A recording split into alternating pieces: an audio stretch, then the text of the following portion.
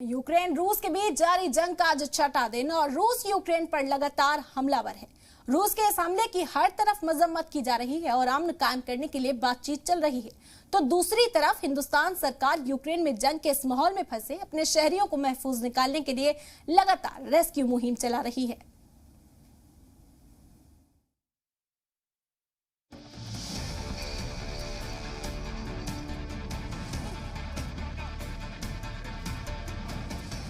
Ukraine से हिंदुस्तानियों को लाने का मिशन पूरी रफ्तार से जारी है। दूसरी तरफ हिंदुस्तान सरकार रूस यूक्रेन के ताजा हालात पर भी नजर बनाए हुए है। इस बारे में वजीर आजम मोदी लगातार हाई लेवल मीटिंग्स कर रहे हैं।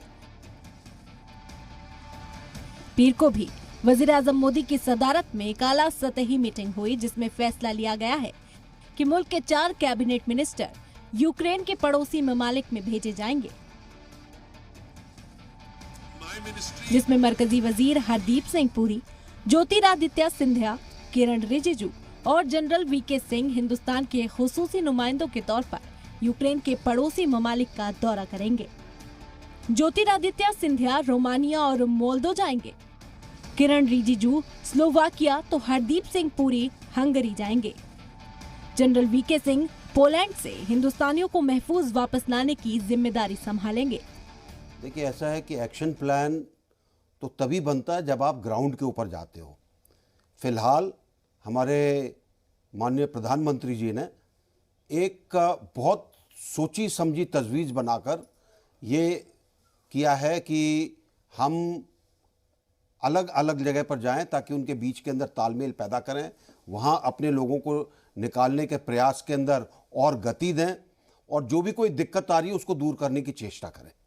तो एक बहुत बड़ी तजवीज़ है प्रधानमंत्री जी की और हम सब लोग वहाँ पर जा रहे हैं और उनके अनुसार हम सब लोग चीज़ों को ठीक करेंगे। इस मीटिंग में फॉरेन मिनिस्टर एस जयशंकर और वजीर तिजारत पीयूष गोयल समेत कई वजीर शामिल हुए। वहीं पीएम ने इस मीटिंग में हिंदुस्तान के मोटो वसुदेवाय कुटुंबकम से मुतासिर होकर कहा कि हिंदुस्तान पड़ोसी ममालिक के लोगों की भी मदद करेगा जो इस वक्त यूक्रेन में फंसे हुए हैं। यूएनएससी में भी आज फिर रूस यूक्रेन को लेकर चर्चा हुई, जिसमें हिंदुस्तानियों ने कहा कि भारत यूक्रेन में फंसे पड़ोसियों की मदद के लिए तैयार है। We remain deeply concerned for the safety and security of thousands of Indian citizens, including students, stranded in Ukraine.